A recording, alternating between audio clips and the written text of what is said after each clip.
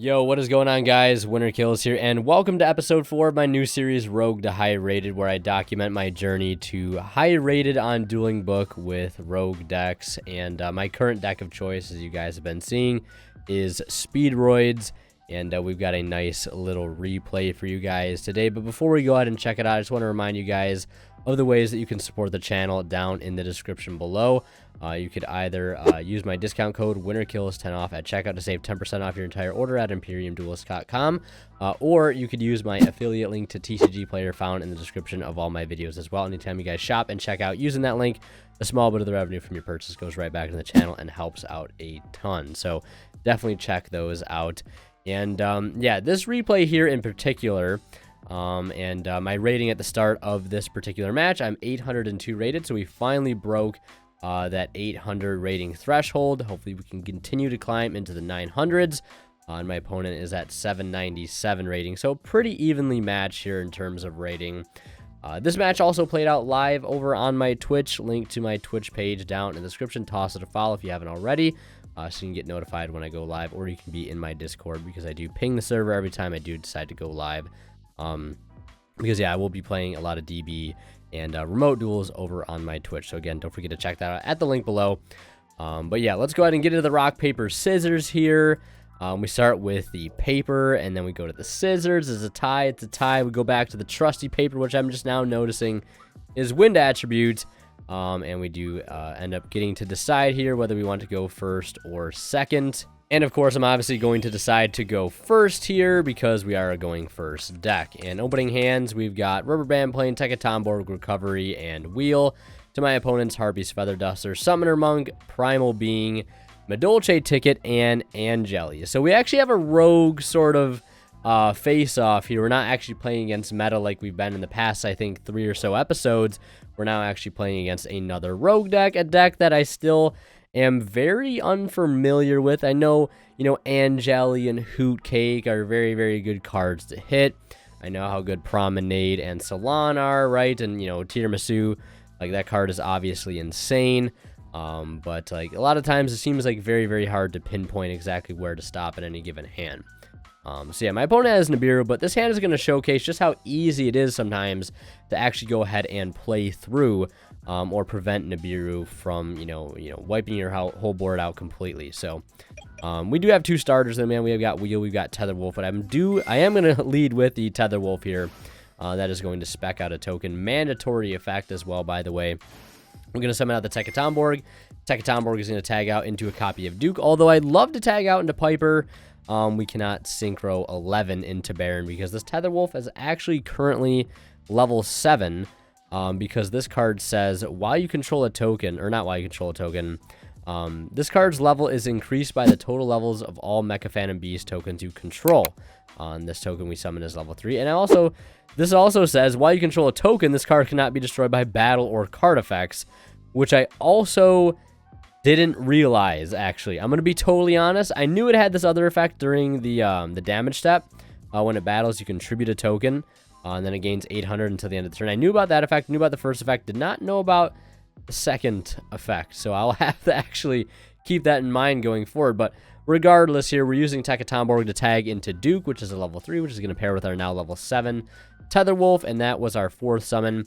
And my opponent is like, oh boy, I'm getting ready for this Nibiru.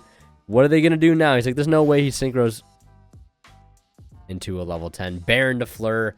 And on that summon, I didn't have to do this. I was debating on just, well, I couldn't burn Recovery here because I normal summoned it. I could use Recovery. I was going to say, what I meant to say is, because I just totally biffed my sentence, I was going to say, I can't Recovery the Tekatomborg because I already special summon it, because you can only special summon Tekatomborg once per turn. But I could just also Recovery back the Dendaiko Duke and save the Rubber Band Plane, but Rubber Band Plane also would just be fine to use here. But the thing is, like, things like Wheel and Rubber Band Plane, I tend to like to hold for cards just like this. I guess I was feeling a little bit more safer now because, like, I had the Baron up already. And if he was going to completely punish me with the Nibiru, he needs 2 hand traps. He needs Imperm Veiler, Gamma, plus the Nib. So he needs 2 hand traps right there. And obviously, depending on how many hand traps he's playing with in the main deck, right? That probability chance could be very, very well in my favor that he doesn't have it. So, you know, maybe I could have got punished by not doing this correctly here, because I think using the recovery first might have been the better option. Holding plane, just in case that Nibiru token gets summoned on the field, I can summon plane. And then, you know, if I have any other follow-ups in grave, I can potentially make a play with the plane and some other extender. But I do use the plane here, and that's going to allow me to link off the token and the rubber band plane into rubber band shooter. And then here we're going to go ahead and use rubber band shooter to go ahead and banish a 5. Was thinking about actually banishing a 7 here, so I could reveal Duke and Piper, or I guess I could have done like Hound and Piper.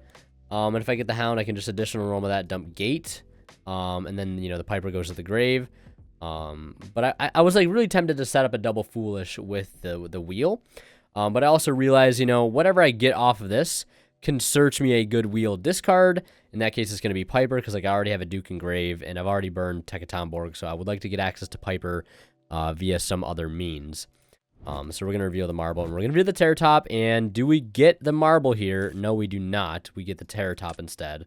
I think in the last episode, the same outcome happened, which I would love to have gotten the marble instead, because we can recovery back the Terror Top and get its effect later on. But we're going to use our additional normal summon there on the Terror Top, and Terror Top effect to go ahead and search. We grab Fukimadoshi Piper, and then we're going to go ahead and use the wheel. That's going to ditch the Piper here, and what do I roll here? Is this a good roll? Yeah, so a 3 actually ends up being a very, very good roll here. Yes, I could summon just a level 3 body or a tuner, but I do have dice and deck still, so I can actually go ahead and summon out 2 bodies. We can summon out the dice and the marble machine. And then I actually go ahead and burn the recovery now, and bring out the Piper. So I wouldn't commit normally like this many monsters on field if I didn't have a Baron typically, or a Crystal Wing, some way to stop Nibiru. But since I do have Baron, and I'm putting my opponent on needing 2 hand traps, very specific sort of combination of hand traps, I'm feeling okay with doing this. I mean, if he has Ash on the Piper, totally fine. I'm not going to waste the Baron negate on that. I'm saving this for something like Nibiru, really. That's pretty much all I'm holding this for. And you know, Baron's an interesting card because you only get the negate once. So like, this is a card that forces you to be very, very conservative, and you only you want to negate things with this card that you feel like you absolutely have to negate. And then also having the graveyard synergy too, maybe you can bring back an interruption during the opponent's standby phase if you did have to burn the negate on your turn. So Piper's going to come out here, and we're going to burn the recovery for the Piper, and we're going to reveal 5 off the top. Find Hound, Butterfly, Duplicate, Car Turbo, and Imperm here. And I do decide to take the Imperm. I could have taken the Car Turbo here, but again, I want interruptions that are not in the form of like monsters on board, right?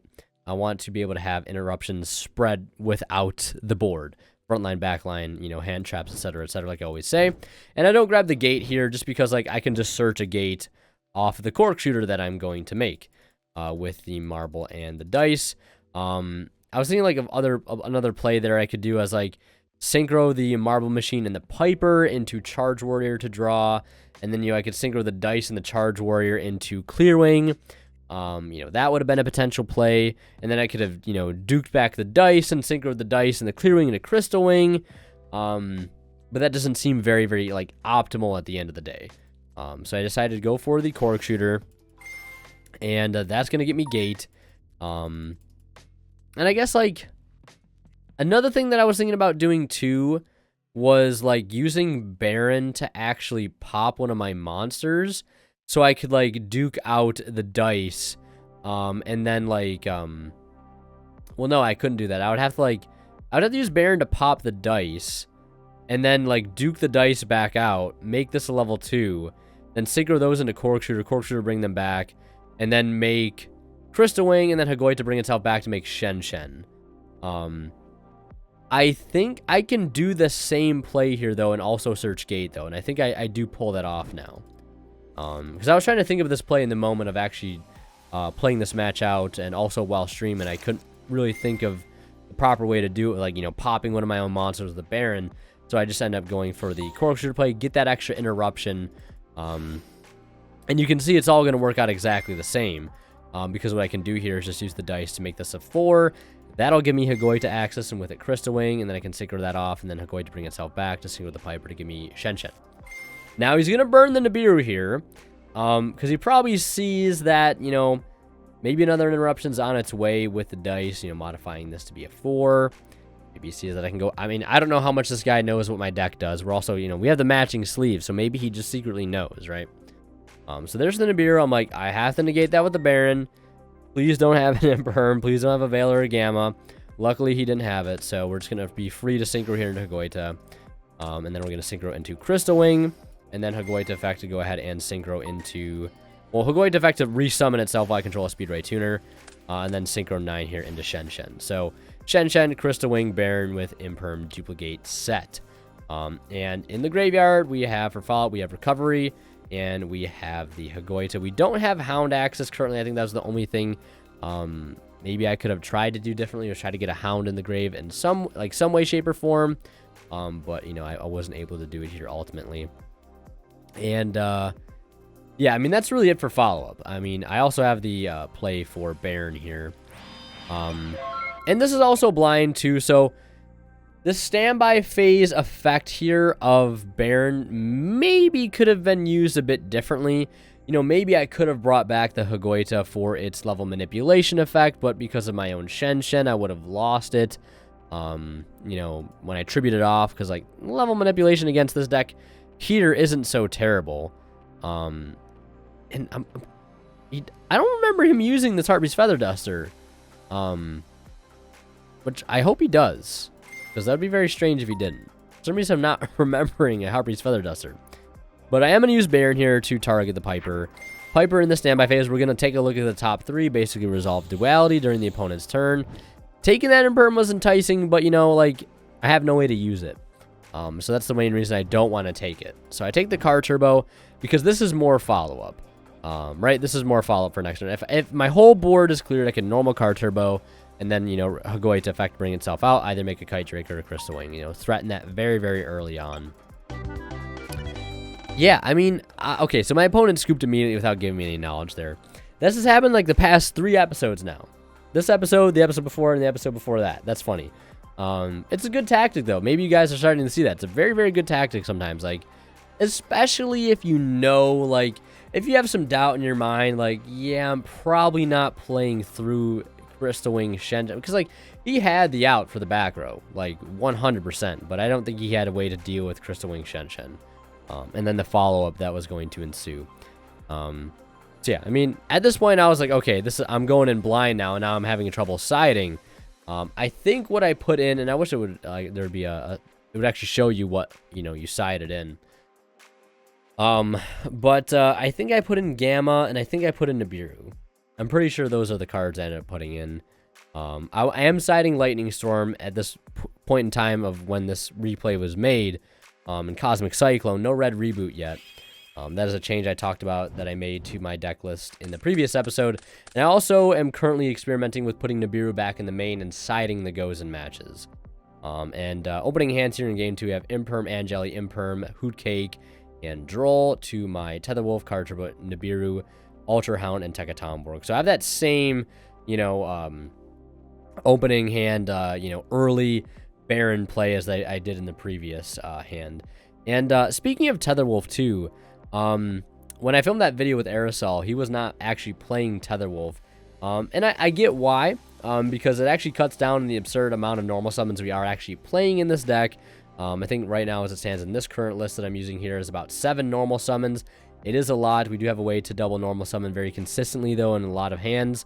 But like Tetherwolf is like so good, but at the same time, it is definitely cuttable. What I'm going to cut it for, if I decide to cut it, I don't know. Could be another hand trap. Could be a floodgate type of card, right? You never know, right? But like this card does come in clutch quite a bit. So like I do want to cut it, like, to just try maybe see what it's like without it, but that also drops us down into the 10 starter card mark, which is pretty low. Like, we're already at like the bare minimum at 11 cards, 11 starters for 40 cards. I don't know. My opponent opened up the double Imperm, which is kind of crazy here. That's just 2 free interruptions without doing anything. And I think I remember specifically saying something on my stream about, like, oh, we're playing against Madolche. I open Nibiru. I don't need to use this Nibiru until basically he tries to go to end phase. And that's wrong. That's incorrect. So I'm going to be able to show you guys exactly where I messed up here, specifically in terms of hand trapping this specific deck. Angeli's going to tag out into Petting Cesar. That's going to be able to summon out Hookake. Hookaka's going to banish the Angeli, summon the Messenger Lotto. And this is going to go ahead and net him a search here of the Salon. Now, at this point, I can't Nibiru yet because I believe he's on summon 4. And on his 5th summon, okay, so I guess it technically didn't matter here because this is his 5th summon. And this is a very, very good card. It's able to quick effect attach a material and then target a Madolche monster in the field. It's unaffected by monster effects except its own. And I believe that is actually Madolche monster. Oh, no, for the turn. So by going Angeli into Petting Cesar, that's 1, 2, into Hookake 3, into Messenger Lotto 4, Search Salon, overlay 5. So yeah, he did play around the Nibiru here because I wanted to completely just wipe the board is what I wanted to do. I mean, technically, this isn't like a true interruption, but against my deck, like depending on what deck you're playing, this card will and will not be an interruption. But this card has another effect that says, if a Madolche card is sent to your graveyard while this card is on the field, except in the damage step, you can shuffle up to 2 cards from the graveyards into the deck or decks. So like that can actually be very good against me. Putting back things like Duplicate, putting things back like Duke, Pagoita, Card Turbos, whatever it may be, that's actually a very relevant effect against me. And he's going to set the double imperm, and, you know, he tries to go to end phase, and here I'm like, you know what, I might as well Nibiru, I guess. Although, you know, I didn't need to use it here, because, like, I don't know what...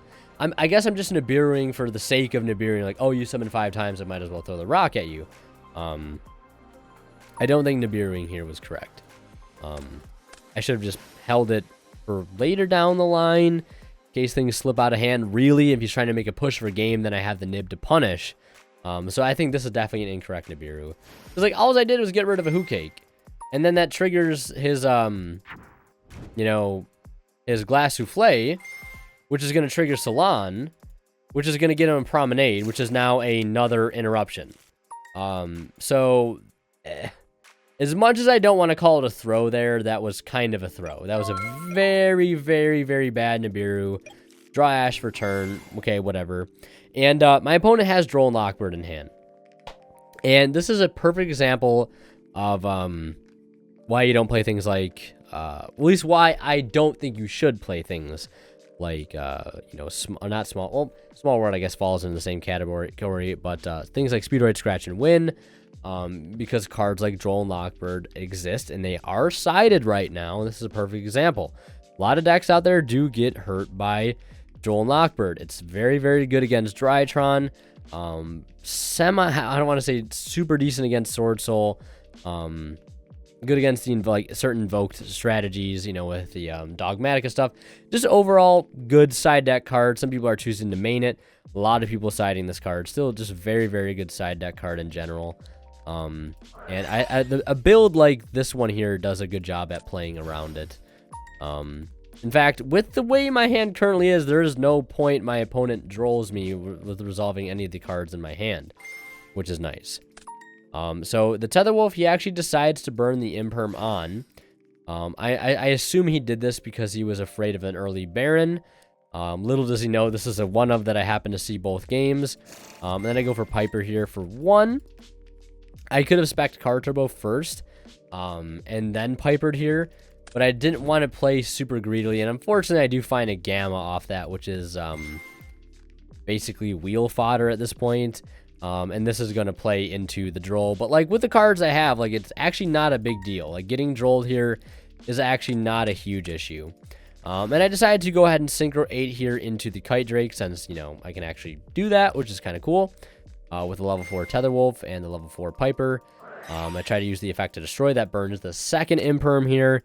And now we're kind of running out of juice. Go ahead and use Card Turbo here.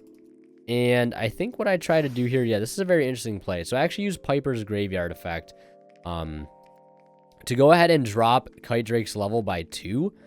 And that's going to make him a level 7. Or no, make him a level 6. My bad. And that's going to allow me to actually sync over to Shen Shen here. Shen Shen seemed like it was pretty good against him last time. You know, he didn't bother to play through the board. So I was like, you know what? Maybe doesn't like playing into Shen Shen. So we'll go ahead and make Shen Shen here. And go battle phase. And I think I used the effect of... No, I didn't use the effect of Shen Shen yet. Because I think I was waiting for the Nibiru to attack to use it. And he's going to put back Hoot Cake and Car Turbo. That's totally fine. And that's going to trigger the Salon here. And I believe that's going to get him a ticket. Yeah, battle phase. We're going to go continue the battle phase. Nibiru over his Nibiru token to take 15. And then Shen Shen effect to go ahead and just return that Piper to the grave. And then I'm going to go ahead and pass. Yeah, I think I definitely could have played that out a little bit better. I mean, I was playing through double Imperm plus Droll plus the Promenade. Like, that's going to make the Droll and Lockbird hurt a little bit more than it's typically going to. But I guess it's much better than leading with something like Win or Scratch and then getting Drolled immediately, especially if you're going to go search out something like Terror Top, right? If you get Drolled on searching for Terror Top, like, that makes that card you just searched way, way dead.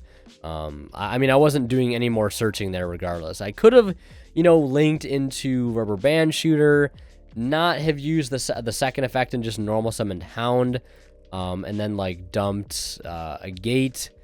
And just, yeah, I mean, honestly, I don't know what I'm doing from there, to be totally honest.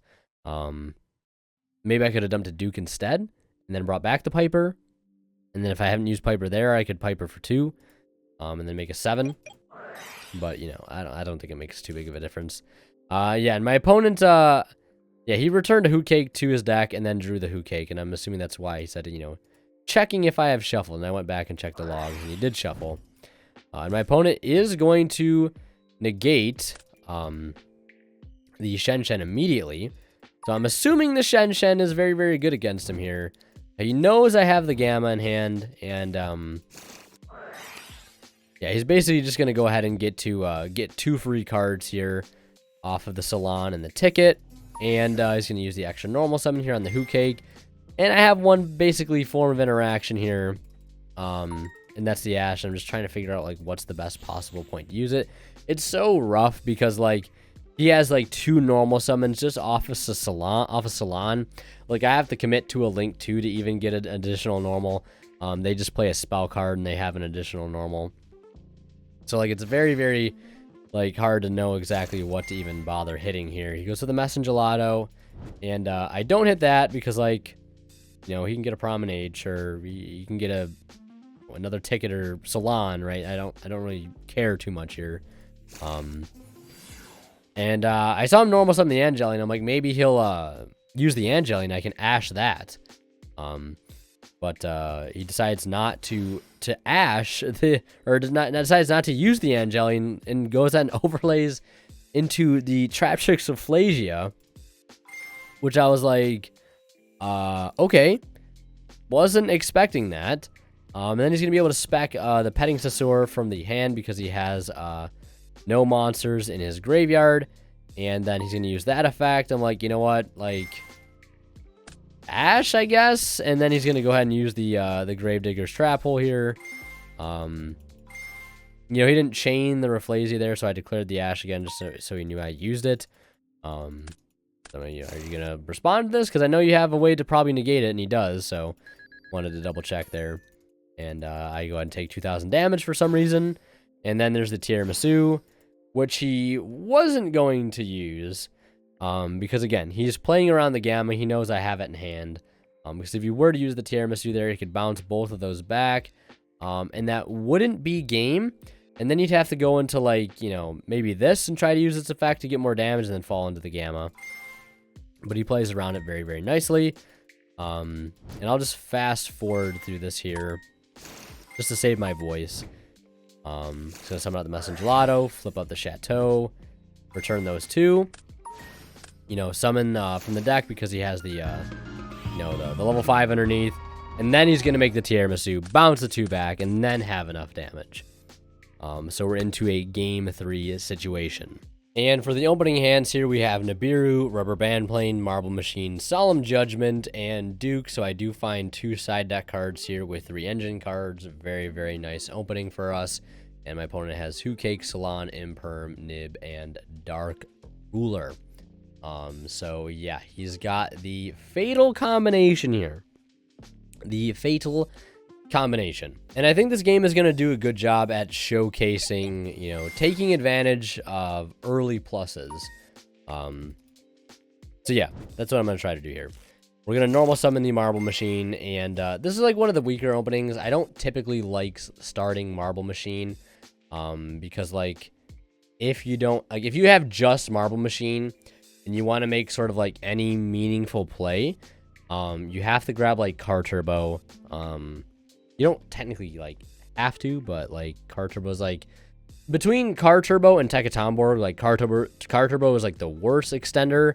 And you have to just burn it immediately to go ahead and get into Rubber Band Shooter to get any further into the combo.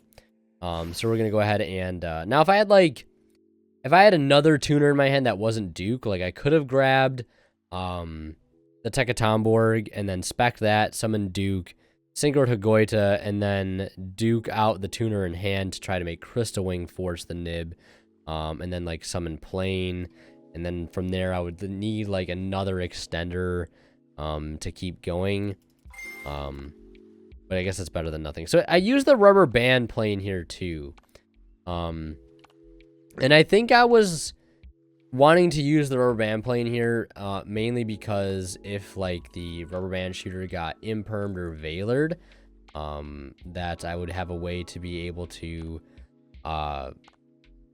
link into like Auroradon. I think that's what I was trying to say there. I could have a way to link into Auroradon. I did not need to summon Plane here. This is incorrect totally. Like by every stretch. Summoning that Rubber Band Plane is incorrect. Because, like, look at it this way. If he actually does imperm the Rubber Band Shooter and I don't summon the Plane, I have to set Judgment and hold the Nib and pass. And, I mean, I don't have to pass. I could, no, I do have to pass. And that's also on my, that would have been my 3rd summon too, the Rubber Band Shooter. So, if I keep the Plane in hand and he imperms that, right? I set the Judgment, hold the Nib, pass. My opponent's Nibiru is now dead. So is his Dark Ruler. And obviously hindsight's 20/20, but you know, we're potentially making side deck cards dead in general, whether they're board breakers or hand traps like Nibiru. And I get to keep the Rubber Band Plane in hand. I get to keep the Judgment, I get to keep the Nib. So even when like if I Nib, I can summon Plane off my own Nib, and that's like if it's gonna be a turn ender for them, I get a free wind body on field to do something with.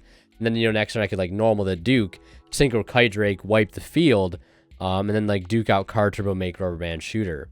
Or Clearwing Rider if you're playing that card, because I still really love Clearwing Rider. It's like, if I could have a 16-card extra deck, and I'm going on a tangent here, I would play Clearwing Rider.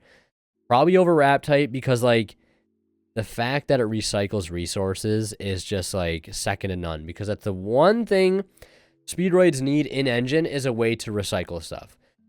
Because it's grind game. It has like middle of the road grind game. It's not terrible. It's not insane. It's like middle of the road.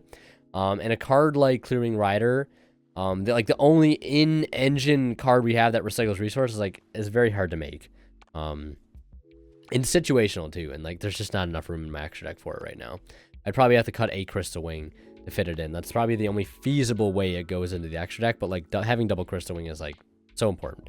I guess Shen could get cut, but I make Shen a lot, and Shen's also a fairly decent card. Like, even if it's not a floodgate for the opponent, it's a recurring extender in the grave, so long as you're hand trapping the opponent, which ideally, you know, with the amount of hand traps I'm playing, should be happening pretty regularly. But yeah, going back to that here, so like, let's say I do summon the Rubber Band Plane, and they still imperm the Rubber Band Shooter, right? You know, the fact that I have an extra body on field to link into Auroradon doesn't really get me anywhere with this particular hand, because, you know, the Car Turbo and the Duke are in the positions that they're in. If it was reversed and I had Duke and Graven Car in hand, you know, maybe it could work a little bit better. You know, like I could, you know, make Baron or Shen with the help of the Auroradon, but like, yeah, so like using the plane there was 100% incorrect. Sorry for going on a huge tangent there, but we'll get back to the replay now. I mean, I do banish the 6-year, banishing the Juju, which I always banish Juju. I love keeping Stardust Charge Warrior, especially if I'm going first, because, you know, love trying to draw into those side deck cards. And we're going to use the additional normal here. And now this is my 5th summon, so we are definitely in range for Nibiru. And my opponent knows this 100%. He's going to let me extend probably as much as I possibly can. Nibbing here would have been perfect as well. But he does let me get to the Cork Shooter, and Cork Shooter is going to go ahead and search out the wheel. And I'm doing that 100% because I have the Duke in hand. And what do I roll here? Do I roll really good? No, I don't. I do not roll good. I mean, getting dice here is actually not bad. Because I can go for, you know, the Charge Warrior play. And that's what I do go for here. I'm trying to at least, you know, get a draw in before, you know, any hand traps are played at this point. We're going to go ahead and draw. We draw into Speed Recovery. Perfect draw here. And at this point, I'm like, okay, I can keep extending. Don't have any interruptions on field yet, which is a bit of a red flag. But the recovery is good because, you know, if I do get hand trapped here, recovery is going to, you know, help me recover on the next turn because of its graveyard effect. So we use the recovery here. And we go ahead and summon out the Tekatomborg, and Tekatomborg is going to, or we bring out the Terratop, and,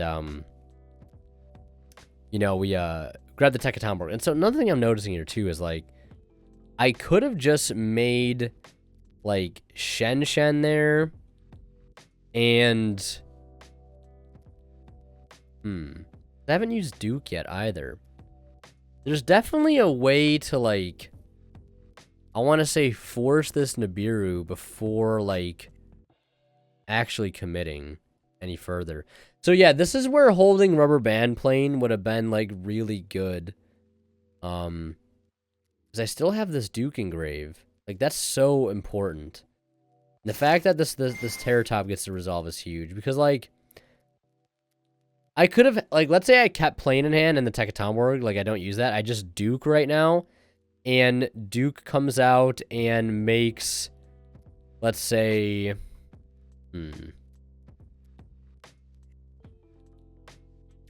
Duke comes out and makes Terratop a level 4.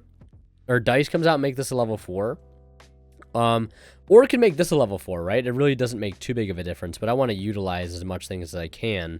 And not just, like, leave, like, a pointless, you know, Dice and Terratop on board. So I'd make Terratop a 4, and that would allow me to make Hagoita, and then getting access to that card we know is really strong, and then I could threaten a Crystal Wing.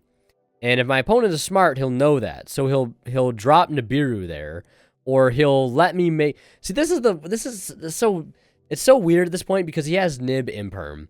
But like maybe at that point I just pass, right?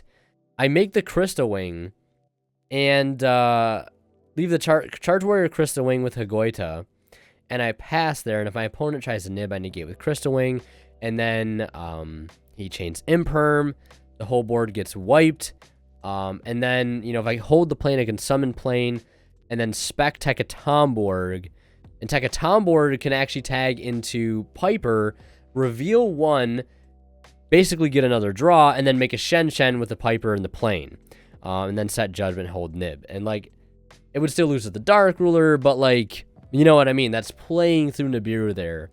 And, you know, kind of bluffing to my opponent. Like, yeah, I don't have any more plays I can make here. And, you know, see if he'll get greedy and throw the nib at me, right? And basically what I did in the first game. Yeah, that's something I wanted to mention there. Because, like, I definitely played a little too much into Nibiru here. And my opponent said he was lagging, and I was like, is he going to just nib on the summon of Tekatomborg? Because that would have been a perfectly valid point to do it. And yeah, so like, my opponent doesn't feel threatened yet here, I guess. So this is why he's not nibbing on the summon of Piper. And like, he might also still not know that if he nibs the Piper, I won't reveal any because it'll check on resolution and I have no other wins on field. So he's letting me get another very early plus here, and it might just all come down to the fact that very little knowledge of the deck. Even though, like, he's seen how the deck works. What is this game? This is what, game 2, I think? Yeah, this is game 3. Yeah, so this is game 3. You should know exactly kind of what I'm up to here. So yeah, I get to take an Ash. So now I have just like, I have 3 interruptions in hand right now. Really good interruptions. So like if my whole field gets wiped, it's whatever. So I've taken in the draw off Charge Warrior and basically the draw off of Piper now. And we're finding those good side deck cards. We're finding those good interruptions. We get to the Baron here. And now I decide to use Duke, go for the dice. And we're basically going to try to get access to Hagoita here. And now he's deciding to go ahead and fire off the nib before I can get into another interruption. Even though, like... Or no, if I would have made the Crystal Wing, yeah, I would have been able to stop both of these. So I guess it's good that he did this here. Yeah, fires that off. Fires off both the hand traps there. And we're calculating the stats. He actually puts the token in attack, which is kind of ballsy to do because, like, I don't know how his deck outs a 5,800 token, let alone a 4,100 defense token, but a 5,800 token in attack, no less. I mean, for my deck, sometimes I like putting the nib token in attack if I know I have easy access to Crystal Wing, because Crystal Wing just does not care. It's going over it for 3,000 regardless because it's level 5 or higher. But yeah, so he has Dark Ruler, Salon, Hoot Cake, and Pudding Cess. And his double hand trap combo is making the Dark Ruler completely dead here, which is nice. I guess also good for him in his mind too, because now he can deal damage, doesn't need to use the Dark Ruler. And he normal summons the Hoot Cake, and then additional normals the Pudding Cess. So here I'm like, you know what? I could probably go ahead and Judgment this summon, and make him just go minus. And he also wanted to know if the graveyard effect triggered here. Negate the summon or activation to destroy that card. And this card says, if this card in your possession is destroyed by an opponent's card and sent to your graveyard, shovel this card into the deck. And I said it doesn't trigger. And the only reason I said it doesn't, because I know if you negate a card summon, it doesn't technically hit the field. But now that I'm rereading this, I think you probably would have got to shuffle this back into the deck. Because Judgment does still say... Yeah, Judgment still does say destroy. So, yeah, I think you probably... I'm even still, I'm recording this, I'm still not 100% sure. But I don't think it matters here regardless, because I'm going to Ash the Hoot Cake anyways, as he targets the nib. Assuming that would have gone through, he would have got access to a Promenade, most likely. So I'd have to play through one interruption here, and spoiler alert, one interruption with the cards that I have available to me right now is not going to be enough to stop this hand. Because, like, even if he negates the Terror Top, right, then I have Wheel to follow up. So we're going to go ahead and normal summon Terror Top. That's going to grab Duke. We're going to use Wheel here, pitching the Duke. And what do we roll here? We roll a 3, which is okay only just because, like, don't have dice in deck anymore, so it's just kind of a -1 there. Go into our Rand Shooter, use Hound now to return the Terror Top so I can reveal the Terror Top off of that. And then I resolve the effect, banishing a 5 here to reveal the Marble and the Terror Top. And my opponent's just calling for the GG here. And yeah. And he was drawing another Promenade, drawing a Promenade for turn. So, and I had the nib in hand anyways as well to stop any follow-ups. And from there, I was going to additional normal the Marble Machine, search a Tekatomborg, summon Tekatomborg, tag out for a probably a Car Turbo, make a Goita, and then Duke out for Piper, and then reveal like 4 there. 1, 2, 3, 4, and then make like Shen Crystal Wing. That was going to be it. But yeah, that's gonna do it for this match. We end up winning that, and I think we go up to, what is my current rating here? Let me go ahead and check for you guys. Yeah, my current rating as of right now is 814, and we're ranked at about 1,148. So we still got a long ways to go to try to get into that top 200, that high-rated DB, threshold. So long way to go. We still got about another like 900 people to get ahead of. So that's going to do for this episode. I realize it was a long one. Thanks for sticking around. Leave a like if you enjoyed, and don't forget to check out one of the videos popping up at the bottom of the screen right now. And as always, Winner Kills signing out. We'll see you guys in the next one. And as always, a huge shout out goes to our Divine Level channel members, and they are Tweeter0226, Pony Stark, Cadillacs84, Keith Sidgers, and Black Ninja Money. Thank you guys so much, as always, for your extremely generous support of the channel.